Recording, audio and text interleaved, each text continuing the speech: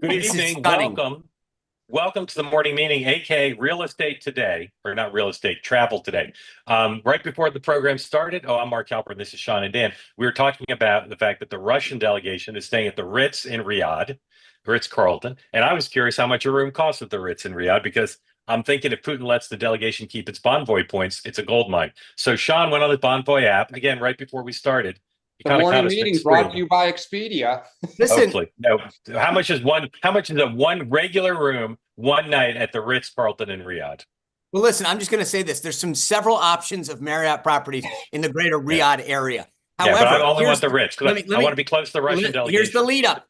To stay at the St. Regis, $6,271 tonight. To stay at the Marriott, $6,567 US tonight. But so that was the Marriott. How much do you think the Ritz is? I'm going to say $200 less, $6,300 tonight. You save $200 by going to the Ritz. I think that's the story. Putin's making a delegation staying in the crap Ritz. Now, as Paul pointed out before we started, I think it was Paul who pointed out the hostage thing. Paul, was that you? Yes. That Ritz is where, not you. Well, someone pointed out that Ritz is. Oh, Noah pointed out that Ritz is where the Saudi government has imprisoned its enemies at times. So great room service, great hummus from room service. At the 4-point Sheraton is much cheaper, $1,060. So there are options. Yeah, but they could be doing construction, like there could be renovations. Like maybe you never know. You never know. In any event, thank you for joining. The reason we're talking about Riyadh is because Riyadh is at the moment the center of the universe. At this hour, talks continue between delegation from the United States, led by Marco Rubio, Secretary of State, and the Russian foreign minister, and the Saudis are babysitting the whole thing. Zelensky isn't there, and the Europeans aren't there. We'll talk about that. Welcome in. This is the morning meeting where we talk about the days ahead. It's modeled off of the network news division's morning meetings where they go around and talk about what's happening in the day book for that day, kick it around, and then the little surprise twist, we take your questions at the end. So if you want to be in on the conversation and you're here on the two-way platform, please raise your hand, not like this, but the electronic yellow one, as some people have already done. If you're new to the platform, we'd love to have you participate. It's only Tuesday and we've already had new people, so thank you for that. If you're watching on YouTube or on X, you cannot participate in the conversation, but if you'd like to learn how to, go to twoway.tv and you can learn how to be part of the conversation interactively rather than just passively watching your fellow citizens from around the country and around the world be able to interact with Dan and Sean. For many, a dream of a lifetime. For others, just another day in the two-way. All right, what's happening today? As I said, big talks in Riyadh right now. There have been no real updates. My general sense from looking at all the coverage and talking to someone on the Hill and someone in the administration is that they expect to come out of this a framework for talks, what's on the table. A lot of the focus is on what kind of military capability and security will Ukraine have in the wake of a deal. Obviously, there's territory issues. And then, of course, there's also the issue of Russian sanctions, Russia's place in the world after this, a lot of big issues. Many are speculating, I don't know how informed it is, that one thing that will come out of this is an agreement for President Putin and President Trump to meet somewhere soon to further the conversation. So we'll keep our eye on the Ukraine talks. President today has no public events until 4, when it's not a public event as of now. He's supposed to sign executive orders, close press. He's still down in Mar-a-Lago, so maybe they'll open that up. We'll see. At 9 tonight, the full interview of Donald Trump with side-by-side President Donald Trump with Sean Hannity with Elon Musk. They released a clip last week. Here's a new clip out this morning on Fox and Friends. Roll 101, please.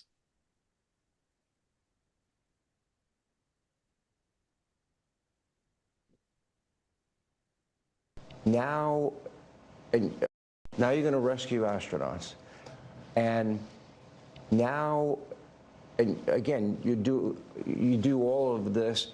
I would think liberals would love the fact that you have the biggest electric vehicle company in the world. Yeah, I mean, I used to be adored by the left, you know. Yeah, not anymore. Less so these days. He killed that, huh? I mean, less so. I really didn't. Well, I mean, this whole sort of like, you know, they call it like Trump derangement syndrome. And I don't, you don't realize how real this is until like you can't reason with people. So like I was at a friend's birthday party in LA, just a birthday dinner, and everything was like a nice, quiet dinner, and everyone was behaving normally. And then I happened to mention, this is before the election, like a month or two before, I happened to mention the president's name. And it was like they got shot with a dart in the jugular that contained like methamphetamine and rabies, okay?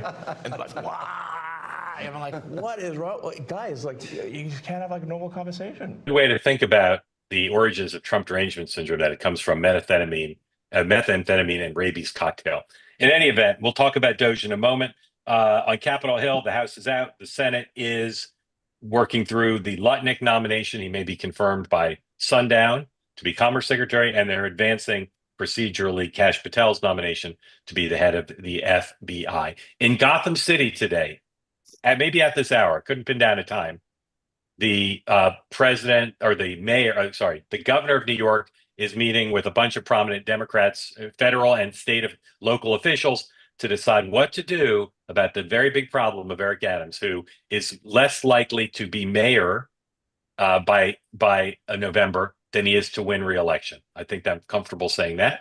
And Chuck Schumer is not there, and people are wondering why he's not participating. Hakeem Jeffries is reportedly, and some others. So we'll talk about that as well. All right, guys. Before we get to a lot of different, if Hochul tries to remove him, do you think that there's backlash among? I mean, interestingly enough, I just sort of think about this whole talk about democracy and whatever, and the issues we keep talking about tit for tat. Hochul goes in and tries to remove the mayor of New York because she doesn't like the deal he cut, which we've discussed. I just wonder if there's backlash on the left about removing a black mayor from a white woman that's for the DEI party. There will be, and he's already, if you look at his public events the last couple of days, he's already playing the race card. He would be replaced by a white official, and he's already playing that card. And there'd be some backlash. She's not a particularly adept politician, but she's trying to lay the groundwork to say she doesn't take it lightly, removing him. She's not a step she would take lightly, overturning the will of the voters. But it's more than just the deal with Trump, in terms of optics. 4 deputy mayors resigned yesterday. The government's not really functioning, and he's lost public support from not just the elites, but in private polling that I've seen, his approval rating is ridiculous. It's a lower approval rating. You and I, we talk politics, and I'm just wondering, all that aside, I mean, I'm just asking both of you guys. He'll scream about it, but again, it's not like his approval rating is 25% or 50%. His approval rating is like 10%. Right. I'm sorry. So, yes, but Sean, she will face blowback. Scream. But there'll be no support for the blowback. The blowback will be from him and his you don't think Al Sharpton allies. comes out and says a thing? Al Sharpton, no. But Mark, I agree. Sharpton's Al Sharpton won't. But I do think she may have a race herself, and her support with the black kind of machines of Brooklyn and Queens, it won't be maximum support for her. Like she will, there will be people who will defend him, just like people defended Nixon to the end.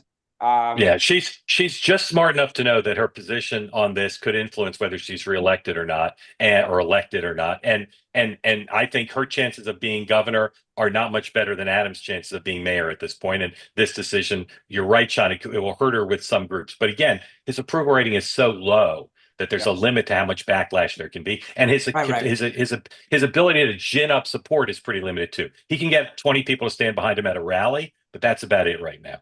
Well, Sean, don't forget, she may face Richie Torres, and that has a dynamic in it in a Democratic primary, just as Correct. All right, we're going to talk about DOGE. We're going to talk about the Democratic Party, and we have Jim Kennedy, who just wrote a great Substack about that, with us to weigh in, and we'll talk about Mayor Adams. But real quick, do either of you want to say anything about the talks in Saudi, or do you want to just go straight to DOGE? Here's the one thing I'll just say. I think everybody, Dan's pointed this out about other things. In terms of the Democratic response. So this is more of a world response. At the end of the day, everybody's losing the big picture here, which is the goal should be whether or not we are ending the bloodshed and ending the war in a realistic fashion. And I get at the end of the day, the Ukrainians will have to agree to any framework that's sustainable. So put that aside. If these guys can further through these talks, peace and the end of killing, we should be for it. And everybody's worried about who's at the table and who's not. The bottom line is the goal should be, can we actually solve this in a peaceful way with the least amount of support to Russia or condoning the actions that they took?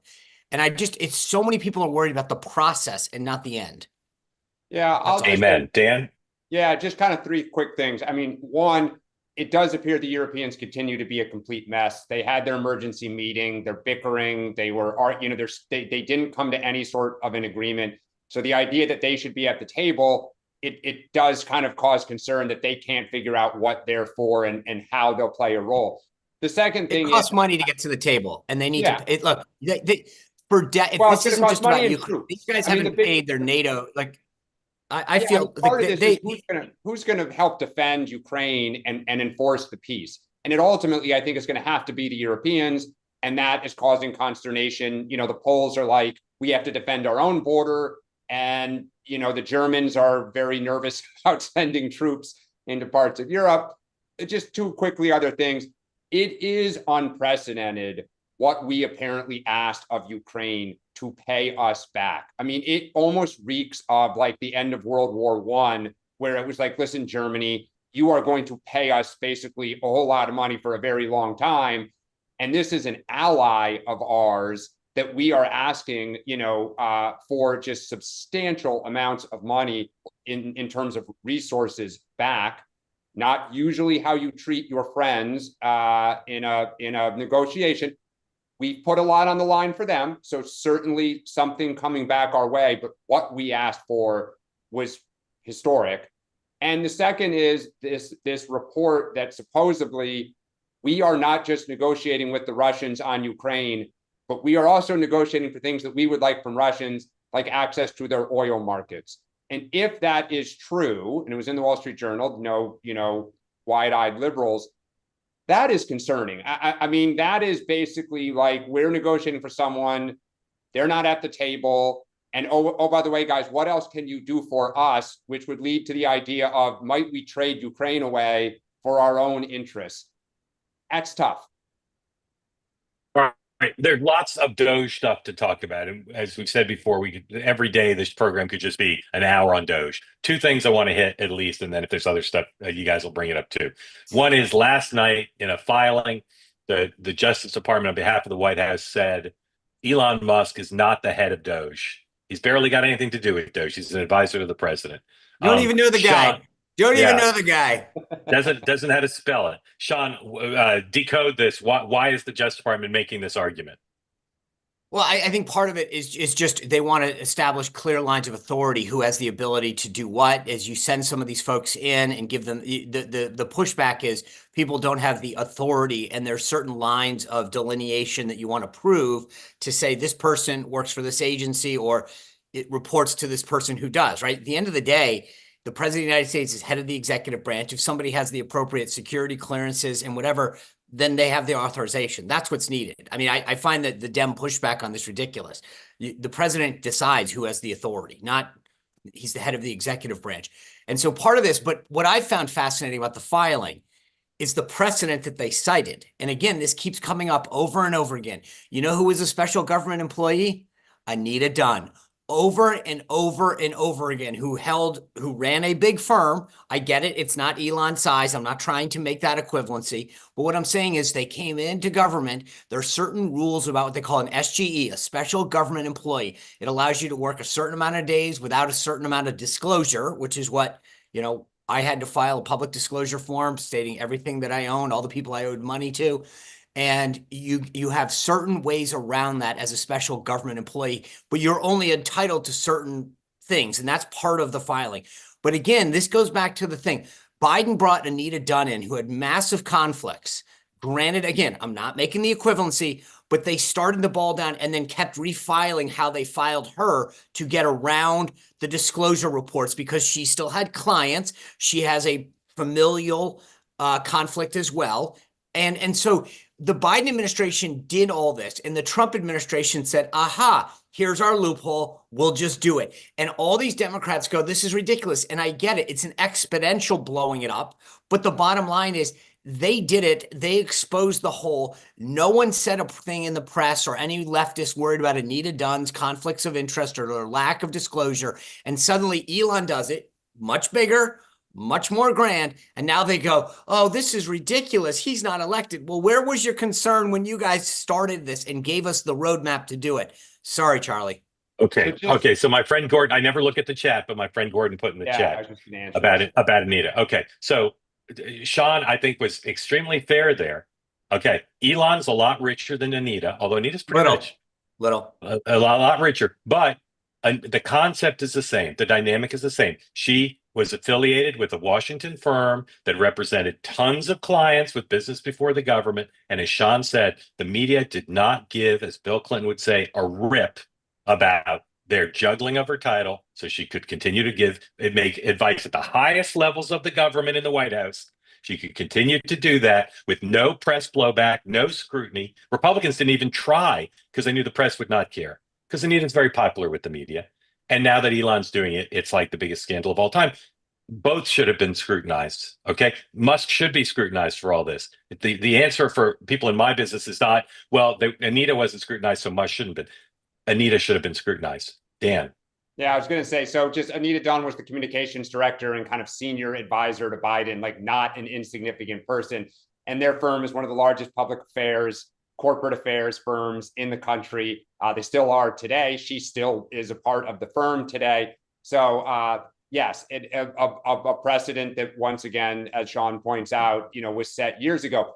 The one difference in the case of Mr. Musk is, I believe this is the fourth different definition they've given since November of his role, what his formal role is. He doesn't have job lock. He's being promoted all over the place. They are moving him around. It's like, hide the ball of disclosure and what he's going to be responsible for. So it always says, you got a problem when you keep changing your answer. So it seems like, because they have now put it in writing before the court, this is the final answer. We'll see next week if that is still the case. But certainly, it raises eyebrows. But by the way, you know what I loved about one of the court pushbacks is the Democrats in one of the filings listed a bunch of media stories as the basis for standing, et cetera. And the court said you cannot use a media story as for standing. It was so beautiful. I think it was Judge Chutkin, who's the new hero of the Trump administration. Tanya Chutkin. If I were a law professor at Trump University, Ivanka Trump School of Law, I would be teaching a pop-up course on the creative arguments being made by the Justice Department and the White House counsel's office. So far, again, just technical proficiency, brilliant. All right, quick, because we want to get to the Democrats, but on DOGE. Okay, so DOGE is doing a lot of stuff in terms of firing people, and the two big things now that are getting a lot of coverage are firing people and getting access to information. Okay, on the firing front, David Ignatius, speaking for the Gang of 500, official spokesperson this morning on Morning Joe, explained how he sees the firings. 105, please.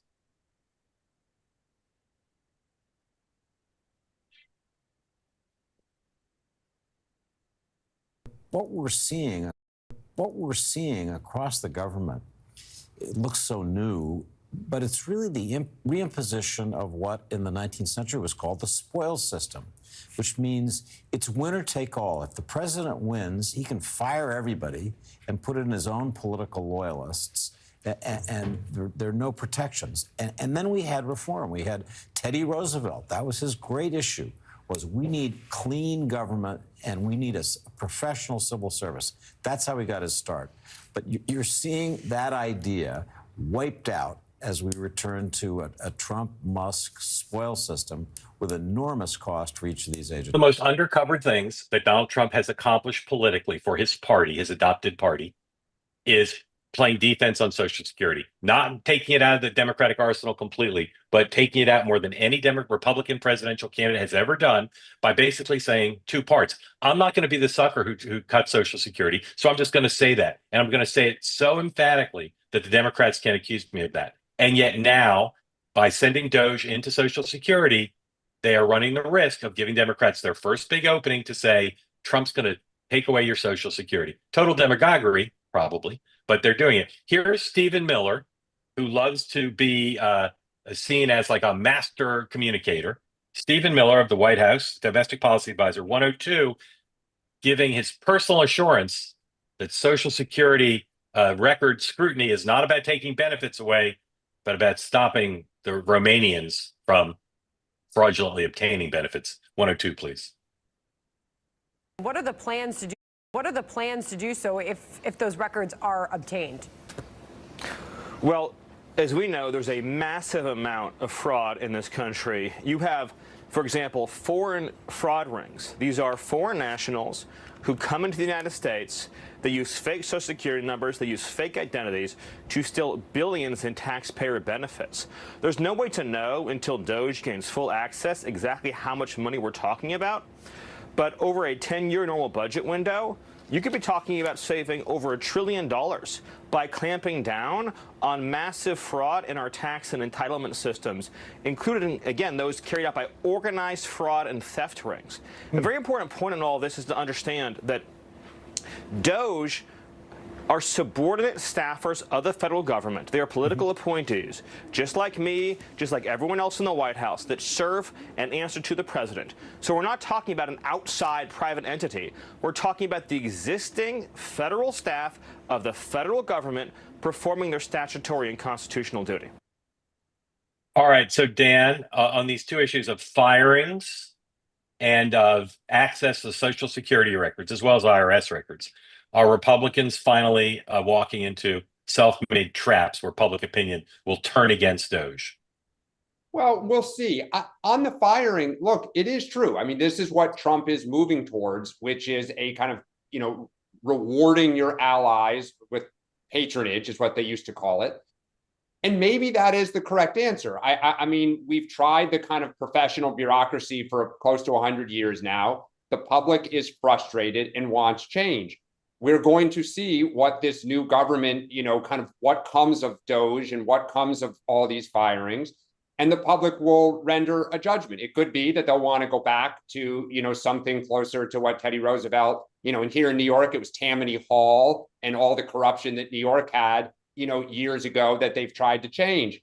So I think on the firings, we'll see, but the public seems supportive of what Trump is trying to do, and there's not a lot of crying for the bureaucracy.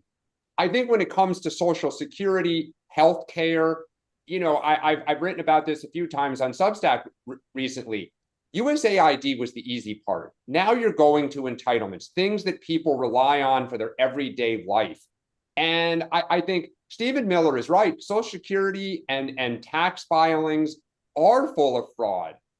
I've lobbied on that issue for years. Organized crime, filing false returns to steal refunds is a real issue. No offense to DOGE, that's been known for 10 years. It's been debated. The answer is more money to the IRS and better software. The algorithms are what catch it, not people. And by the way, Republicans in these reconciliation bills want to slash IRS funding by billions of dollars. Like there's great irony. Look, ultimately, this is going to come down to Twitter versus the real world. Right? On Twitter right now, it is all cheerleading for DOGE and for Musk. In the real world, you are beginning to hear complaints of, wait a second, why is this service on hold? Why are there changes? If phone calls aren't answered, if buildings are closed, that's when you're going to see the real world. All politics is local. Politicians will respond to voters because they're up for re-election soon. Trump and Musk never is, Trump is not anymore. So we're going to see how people feel about all these changes as it touches their life. Is the president running a risk on Social Security? I had so much to say until Dan said Stephen Miller is right. And then I just thought, I don't know that I want to. As long as, look, I think the way they're selling this is right. If instead of saying we're touching it, they're saying we're trying to get rid of the fraud, and they've gone out and forward sold that, right? That's what you're hearing the president talk about, Elon talk about, Stephen Miller. And as long as people are saying, oh, they're just getting rid of fraud, that's great. And so if they can effectively sell that right now, get out in front of the issue before they ever touch it and say, here's how many people are stealing dead people are getting Social Security, fraudulent people are getting Social Security, foreigners are getting Social Security, and get that into the narrative of in the bloodstream, they're going to be fine. If the hit, and this is why I'm amazed. I mean, Democrats have to find that balance of not defending fraud and waste and saying, hey, you're going to touch the third rail. So I think that I give the president and these guys a lot of credit about getting out in front of what they're doing and getting people to just say, oh, no, that's not what they're doing. They're just going after the bad stuff. They're not actually touching benefits. That's the smart way to sell this. Secondly, when it comes to access, the thing that I have found interesting, and I mentioned this a moment ago, access is determined by the higher authority, right? I mean, it's from the highest levels of security clearances all the way down to the smallest in government. If these people have been given the authority to do that, and in some cases, if it's sensitive information, do they have the background clearance, whatever, then they do. That's a fact. No one's actually arguing that Bobby, who's going into the Social Security office, doesn't have the appropriate clearances. They just don't like it. Why are they defending that? That's what I think Republicans should push back more and say, why are you guys defending us going in and looking at books where we know there's waste, fraud, abuse, et cetera, happening? And then the last thing I would just say is, overall, the tone of these guys is what's happening. Yes, Dan's right. There's a little snipping happening at the bottom. But for the most part, they are forward selling all of these ridiculous programs and the inefficiencies in government. Elon posted this thing last night about how the Treasury Department fails to use basic accounting codes to determine which budget line item things are adjusted to. I think most people look at that and say that's insane. So as long as they keep selling it that way, and there's so far yet to be a single concrete example that Democrats have united around to say, wow, they've overstepped, they're going to have a problem. But the only thing I would add, Sean, to what you said that was going to create a problem is the next shoe to drop is $2.5 trillion in cuts that Republicans are about to put on the table as part of reconciliation. So you're slashing the government, you're firing all these people. In a normal reorg of a company, after this is what the new iteration looks like. Here's why it's still going to be efficient and effective to making our widget, so to speak. Well, instead, what's going to come is we're going to cut $2.5 trillion and more people and more services. And that is where I think the problem is going to come for Republicans, or the public is going to ask, what is the new iteration of government that you guys ultimately want to get to? Musk and Trump don't want to talk about that because I don't think they know. Right now, they love the headline. Frank Luntz used to explain it this way. He'd say that there's 3 elements to getting somebody on your side: value, goal, solution. So you have to get people to buy into the value of what you're doing, which is what they're doing. There's a ton of waste, all these inefficiencies, blah, blah, blah. Then what's the goal? The goal is to reform government to make it more efficient. And then you present a solution. And if you can get people to get on board on the first 2, when you go to present them the solution, here's what you need to do to fix that. They're already saying to you, gosh, you're right, because you've explained to me the value of what we're doing, the goal that we're trying to achieve, and now I'm with you on the solution. And I think the Trump administration so far has done brilliantly the first 2. So when they get to the proposition, here's why reconciliation, which we'll call it something else, is the answer, people are like, yeah, well, you guys have told us there's all this waste, fraud, and abuse, so we're on board. If they continue to sell this, and where politicians in the past have made a mistake is they jump to the solution too quick. And they tell people, we're doing this, and here's the thing. And people go, wait a second, I didn't know that was the deal. So where these guys are buttering up everyone is every day you're seeing these DOGE accounts put out, here's all this crap that you're funding through your tax dollars, and people are getting outraged. When I talk to people, literally, whether it's an Uber driver or a person, I go, hey, have you heard what's going on? Yeah. And they've heard some example. And that's it, is that right now, as long as I believe that you're ripping me off and that all this money's getting wasted, I'm like, great, do what you have to, fix it. Sorry, there's 2 things happening simultaneously that are directionally good for Democrats. I don't know how they'll sustain. I don't know how big they'll become. One is there's more Republican complaints this week about DOGE, about the Ukraine policy, about the Middle East. There's just more people being willing to, Republicans on the Hill, mostly Senate, but some House, being willing to criticize the president. And then on the Democratic side, we saw protests yesterday, and we're seeing people feel a little bit more energized. So let me play 2 things from that. First, 103, this is Kelly O'Donnell on NBC chronicling, you may or may not know because it didn't get much coverage, protests around the country yesterday on President's Day against the Trump administration.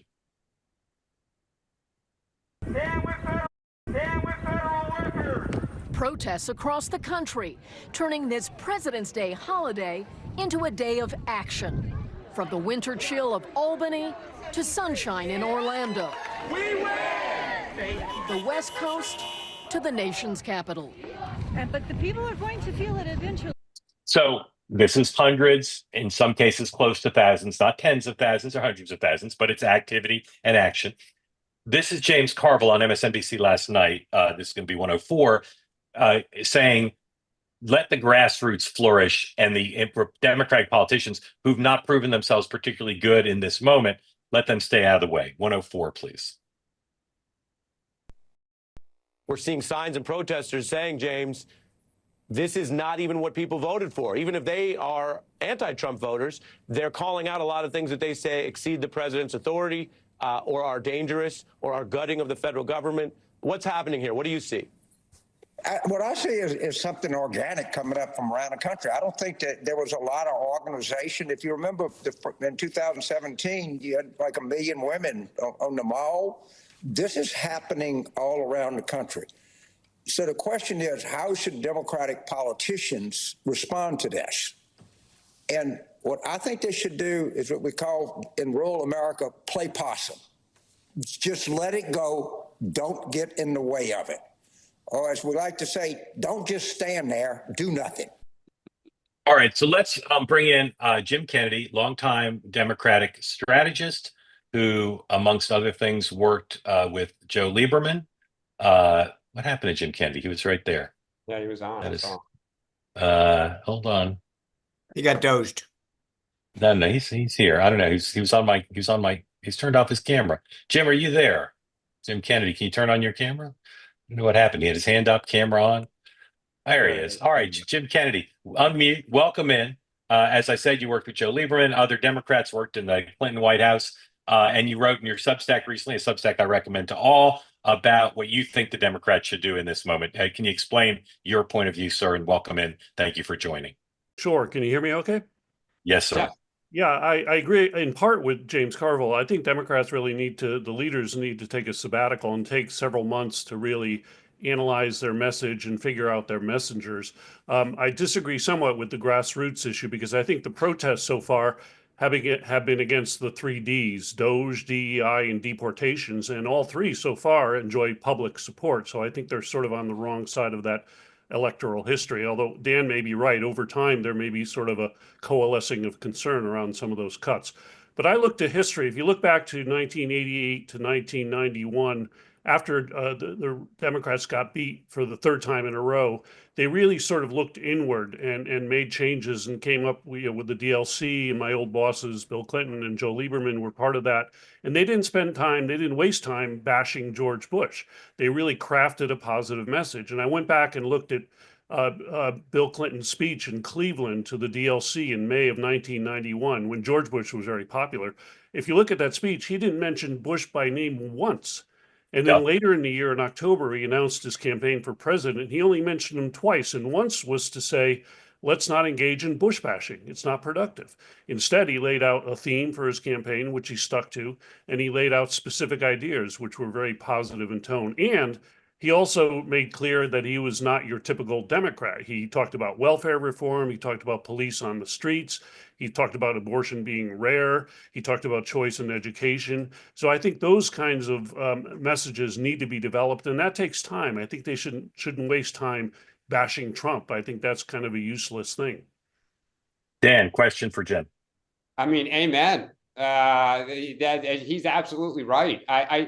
Jim, the only piece I would add is you do want your base energized and engaged. And, you know, it is right now relatively small, but you are seeing signs of life.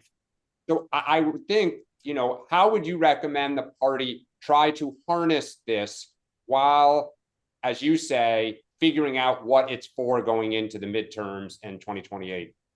Well, I think one problem for the party compared to 1989 is that the interest groups are more embedded in the party than they were back then. So it was easier for Clinton to sort of separate himself, you know, from Jesse Jackson and some parts of the party. But nowadays they're sort of integrated into the bureaucracy of the party. So it is going to be, you could have a schism develop if they take on those interest groups too directly. But I think the right messenger has to come along and take that fight. There has to be a bit of a civil war before they can get beyond this problem.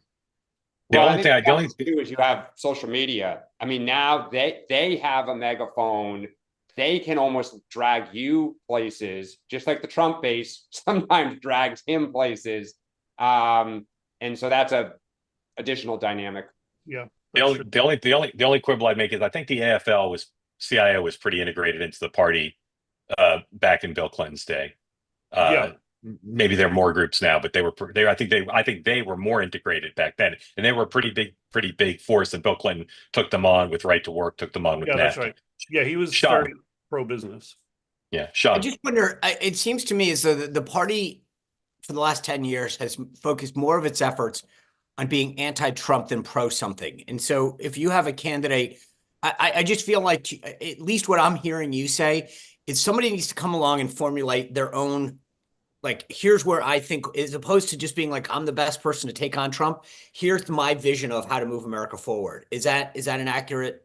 Yeah, and Trump's not going to be on the ballot in either Right. 2 years or 4 years, so it's a kind of waste Maybe. of time to focus too much. It's just like Reagan. Reagan was off the ballot. There's no time. There's no Right. sense wasting time on that. And so I think that's useless energy to. And also, you need to win over some of those Trump voters. You're not going to win them over by attacking the guy they voted for. So I think Governor Shapiro is to some extent doing this. I think Ro Khanna is to some extent doing this. But it does take discipline, and it does take the communication skills to delight and dazzle and energize the crowd when you're not feeding them Orange Man bad, which, as Sean said, and you said, for 10 years, that's the way you've touched the political erogenous zones of the base. You've said Trump's horrible. Here, let me outdo people in telling you how horrible Trump is. And it's a lot to flip and say, get excited about what I'm talking about. And as you said, Bill Clinton didn't even mention Bush. And when he did, because I covered his campaign in '92. When he did, it was more with humor and with sorrow rather than animosity or hostility. And I think you're right. That still would work. Jim, if people want to read your Substack, go ahead, Dan. Mark, the only thing I would disagree with you and Jim about here in terms of that approach, Clinton could do it because George H.W. Bush was not going to punch down in 1991, 1990 to one of the seven dwarfs, right? They belittled them. They let them all scramble around. Trump and MAGA rejoices in beating the hell out of anyone whose head emerges above water. And so I think one problem is it's going to be really hard to motivate people when the incoming, like the base wants to see that you have kahunas, that you're nimble, that you can take a punch, throw a punch, and have a positive message. But I don't think it's possible to you have to move on from them while confronting them. And that is going to be very hard. I think really what's going to matter is what's happening with the economy and the world in 2 years from now. And that's going to spell more. I mean, Trump's placing a lot of big bets right now. It could be crazy or it could be smart. And we're going to know in a year or two, is the inflation rate up? Is the crime rate down? Are we more at peace or less at peace around the world? Those are going to be the measures that really tell the tale of what happens. All right, two things before you go, Jim. Thank you so much. One, people want to read your Substack. What's it called? Kennedy Kantz, and it's in the, I put a link in the chat to this particular All right. topic. Link in the chat and Kennedy Kantz. Last question, Dan, then Sean, then Jim. It is September of 2026, and you're in a contested general election fight for your congressional seat or your Senate seat. And you can bring you can reserve the time today of one living Democratic politician to come in and do a fundraiser for you and do a rally for you. Who do you book today? Who do you book? Dan. And you're a contested race, you said. Yes, you're in a contested race with a tough general election fight in either a purple state or a purple congressional district. Who do you book today? You got to get time on their schedule today. Who do you book? Yeah, it's easy. John Fetterman. Sean.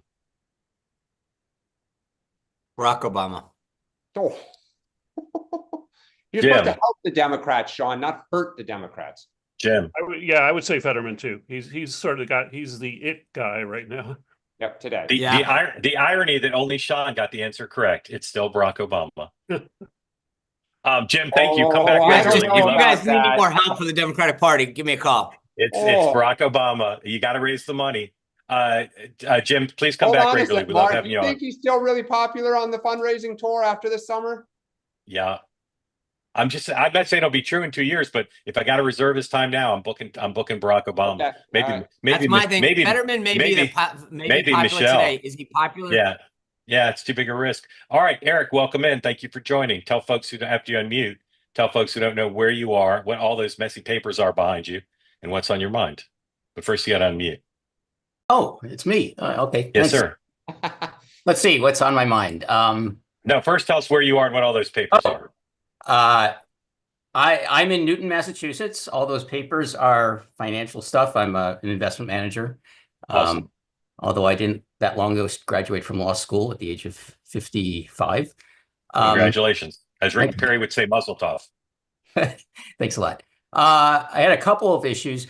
One, I've always been very concerned about the debt ceiling. I think it's, I think it's an anachronism, and it gives the minority party leverage.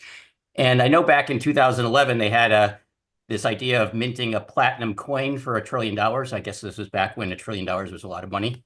And I'm not sure why it didn't go forward. I think it was just political. It just didn't look good. But I'm wondering, and this is really for Sean, because he obviously has some connections to the Trump administration.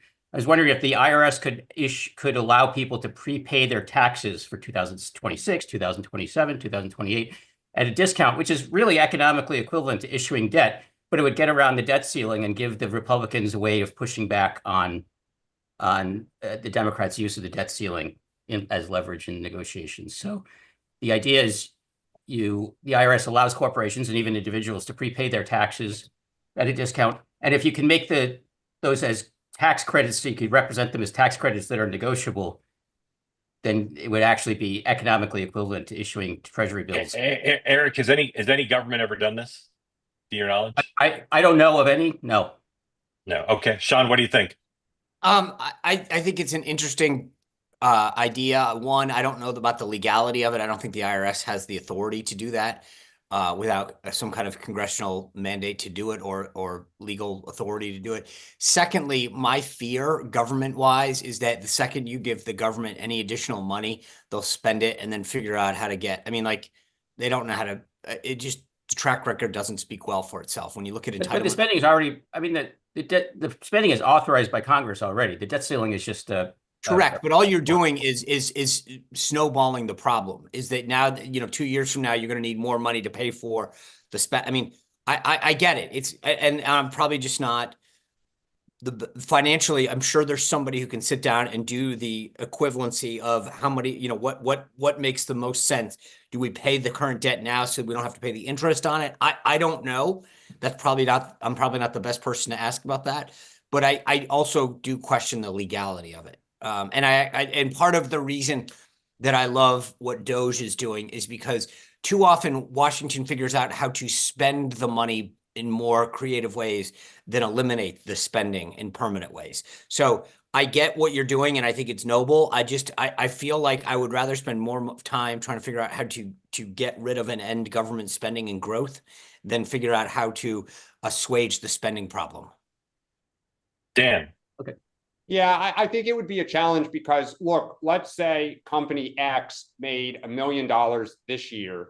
So, and the corporate rate was whatever, 25%, and you prepaid at 22.5. And in 2 years, you make $1 billion.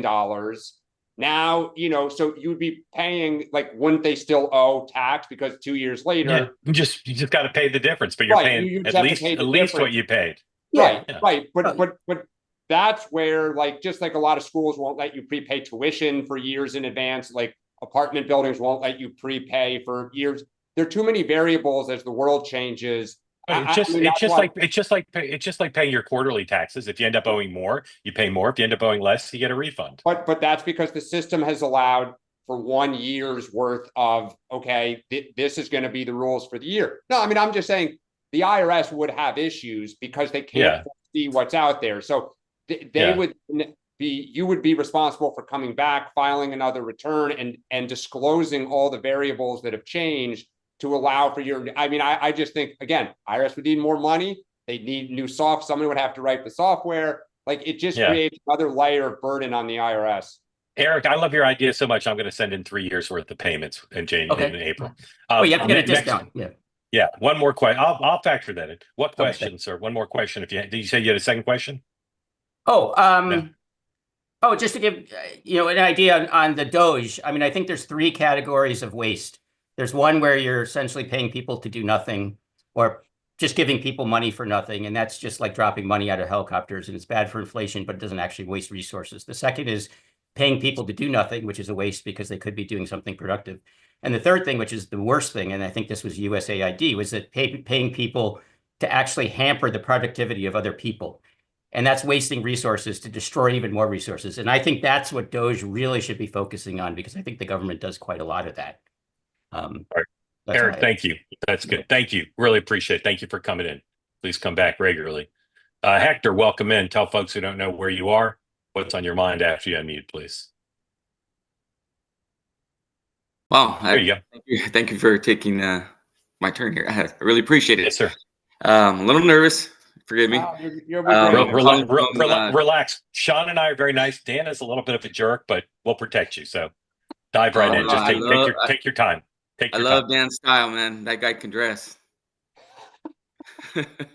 Well, I'm calling from Covina, California, and I have a question. As far as, I'm not a very educated person.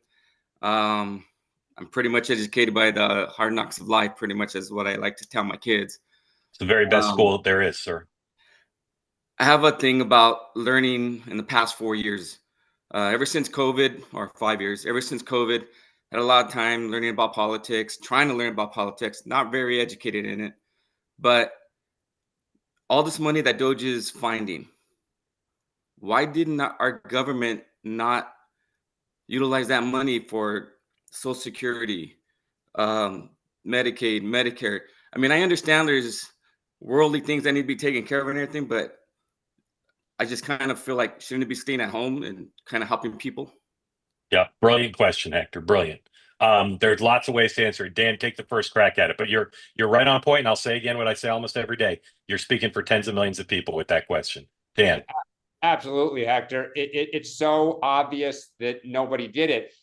I think the answer is the budget is so big, trillions of dollars. And members of Congress over the years stuff in little parochial pet issues on the committees that they serve on. So again, I'm going to come back to this because it's the headline $50 million for condoms in Mozambique or wherever it was, right? Somebody had the idea that there was a reason for it. Maybe AIDS was out of control, or HIV, and they're very passionate about life expectancy in Africa, right? Just to be charitable here. And it piles up and it piles up. And everybody says in Washington, boy, there's so much wasteful spending. It's terrible. We have debt and deficit. But by the way, here's my new pet project. We're not going to cut. We're just going to add and add and add and add. And Trump, to his credit, and Musk are the first people to stand up and just say, time out. This is appalling how much of this there is. And we are going to highlight it and shame people into kind of, supporting us. The challenge is what DOGE is doing so far is really just nicking around the edges of 1 to 2% of spending. Ultimately, they're going to have to go towards things like the Department of Defense and places where, 20, 30% of spending lies. But to your point, it is embarrassing as a Democrat, and I think even amongst Republicans, that nobody had the courage or the balls to put this on the table. Because if I highlighted your spending, you were going to highlight mine. So it was mutually assured destruction. So everyone said, don't do it. So there's two pieces to this. First of all, it's an absolutely great question because it touches on so much of how our government operates. So there's Dan did a great job of explaining the congressional piece of this. There's earmarks for a variety of reasons. Somebody at some point thought they were doing something good, or frankly, and sometimes, so there's a good chunk of it that's good. I want to help alleviate a problem, and I believe this is the best way to do it. I may totally disagree with it, but then there's the other part of the congressional thing, which is I have a contractor in my district who wants to take over this thing. And so I'm going to help them get it. Then there's the agency piece of this. So in the last decade plus, more and more of what Congress has done is given, and so remember, just to give you some background, for the longest time, it became a dirty word to say the word earmark, which was that a member of Congress said, this spending, this $10 million, I'm going to earmark it for this project, this agency, this whatever, right? Because I want this money to go whatever. That became a dirty word in Washington for a long time, because a lot of examples where my donor, my friend is getting this. So they well, the Republican conference on the House side basically made a rule that said you can't earmark money. What happened when that happened? Well, they gave money to the agencies and said, here's your $1 billion USAID. You go appropriate it. Maybe we'll lobby you, but then you get to decide. So then some bureaucrat said, oh, I think that, in Dan's case, alleviating AIDS or some life expectancy problems in Mozambique or wherever, and my solution to do this is X. Or some dude comes in, and this is a whole, again, like webinar that we could do on this. But there's all these set-asides that exist in federal contracting, Alaska Native corporations, veterans. It goes like there's a whole list. And the system is gamed like you wouldn't believe. And it's amazing how this town works, where there are people who literally become the face of a company or a corporation to bid on projects up to X dollars because they have a federal set-aside that they get certain preferences in contracting, et cetera. So the system has gotten gamed so bad. And the broader point that is important at the end is finally somebody is saying, okay, guys, I'm going to blow the whistle on it. I'm going to expose it. And that's what we need to have happen. And it's a shame it hasn't happened before, but at least Musk and Trump are doing it now. And for any follow-up questions? Yeah, just a secondary. To add on to that, do you think now that these funds are being found, do you think there's a chance maybe, hey, people will wake up and start directing some of this money that was just like the condemnation? That money, that's what, $50 million? That's $50 million can go into Social Security or can go to Medicaid, whatever. Do you see it? As well, just remember, we're $36 trillion in debt. We spend in excess of $2 trillion more than we take in every year. We spend more on interest on the debt than we do on our national defense. So before we even start spending the money, we basically need to just stop the bleeding. We spend $2 trillion a year more than we take in, which adds to our national defense, our national debt. So I get your point. It's well taken. There's roads and bridges and all sorts of defense projects that we could do. But to Dan's point, I will just say this: keep hunting, Elon. I don't have any. As far as I'm concerned, go to the Pentagon, open all 5 sides up, and go on in, because there's a ton there too. And everything that I enumerated that's part of the problem is on steroids at the Pentagon and the State Department. Hector, how did you? Go ahead, Dan. I was lost in all of this. Is this money is appropriated by Congress? The idea that it's fraud. So the question for you, or for going forward, is: does Congress change its habits? Does Elon Musk and everyone shine a light on how Congress appropriates money? What is in these budgets that are thousands and thousands of pages? If that, then you're bending the curve. Otherwise, people say for 2 years, it's like earmarks. For a decade, we'll just keep it quiet. We'll not really have them. But we're all in agreement we're going to bring earmarks back. So what did they do 2 years ago or 4 years ago? They brought earmarks back. So if Congress changes, you'll see real change. But this is bipartisan. This is not just Democrats. Some of the most powerful appropriators in the country are Republicans. We'll see. It also hasn't been a priority. Like the reality is that when you're running for re-election in a campaign, whether you're a Republican or Democrat, you go out in September of an election year and you say, I got you this. No one goes home and says, guess what? How much fraud I uncovered. No one cares. I hate to say this, but that doesn't poll well. And so finally, having this administration expose it where they have to kind of cower a little and go, yeah, me too. But for all these members of Congress that are running on the Hill saying, we should be doing, it's like, you did nothing. And so I think that this is, again, I'm glad it's happening. I think it's about time. But just to Dan's point, the system is fundamentally broken. And we'll see. Hector, how did you find two-way, and what do you like about it? What I love about it is I'm learning. I'm learning a lot. That's just the fact for me is, like I said, I'm not a school person, never was, but I've just been. It's been really hard, ever since the last 4 years. So trying to learn is making me feel a lot better, understanding of what's going on, out there. I guess the Social Security thing is real strong with me is because my in-laws lost their senior home because the rent just kept going up. So, we had to find a way to take them in and help them out and do some stuff. So, but when I listen to you guys, I think you guys are awesome. I mean, you guys are like, you guys are the best teachers, to be honest with you. I mean, for someone like me, I should say, I don't get too much time, but I watch both shows. I watch in the morning, watch in the evening. Sean, I watch you later, and after it's all done. I appreciate that. You can watch me whenever you want. Thank you. Get a show too. I think he's great. Yeah, Hector, very grateful to you. Love having you as part of the community, and please come back on a regular basis. Okay. Appreciate it. Thank you. Thanks, Hector. Thank you. Well done.